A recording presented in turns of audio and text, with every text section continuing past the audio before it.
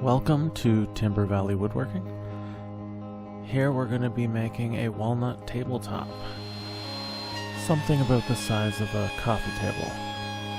After putting my pieces through the planer, I then send it over to the jointer, where I prep one side and get it ready for the table saw.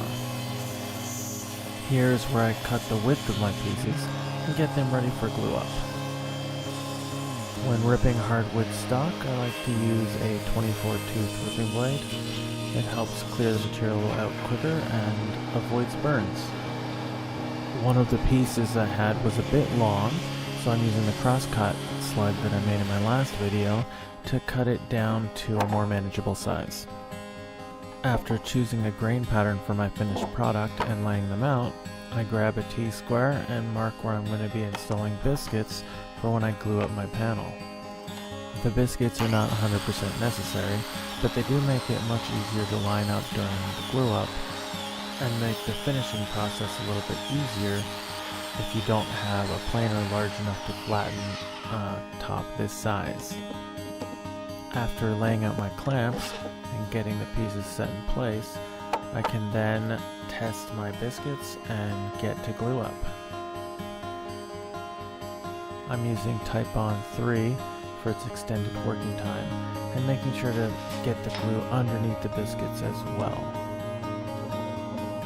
The quicker you get the pieces together, the better, and you want to keep an even pressure by tightening down on the clamps a little bit at a time until you get a nice even glue squeeze out.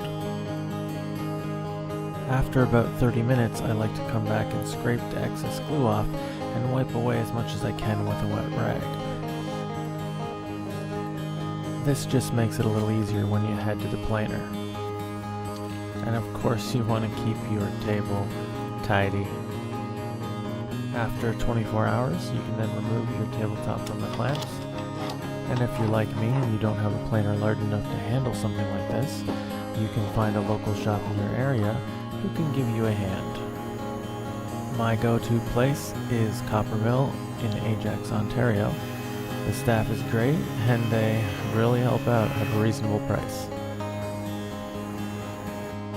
After I returned, I thought I would throw it on the crosscut sled to trim the end, but after deciding that wasn't a good idea, I set up for a track and ran my standard cordless table saw against it, after squaring it up and repeated it on the other side.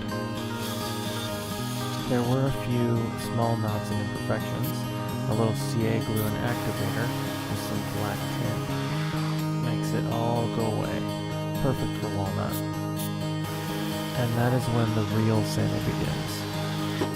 I start with an 80 grit, and then I move to a 120, and then a 180, and then a 220, and then finish off with 320 grit.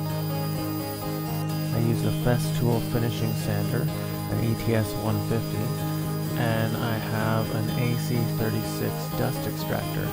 It really helps out. I've been using it pretty regularly for the last 6 years and it's still going strong. I am a big Festool advocate for sure. And if you don't know, 90% of what a woodworker does is sand, so having a good sander and a good dust extractor is key. After sanding to 320, I give it a wipe down with water to pop the grain. This causes all the loose fibers to raise up, and then you hit it with another round of 320 real quick to remove those hairs. For the last little while, I've been using Odie's Oil Super Duper to finish my tabletops. It's similar to a Danish oil and offers superior protection, and it's super easy to apply. All you do is rub it on and wipe it off. And on your second coat, make sure you wipe off as much as possible, and that'll give it a silky, smooth, matte finish that just looks amazing and feels amazing too. Well, I hope you liked my video. Please like, subscribe, or leave a comment down below. And feel free to check out some of my other videos while you're waiting for new content to come out. Peace.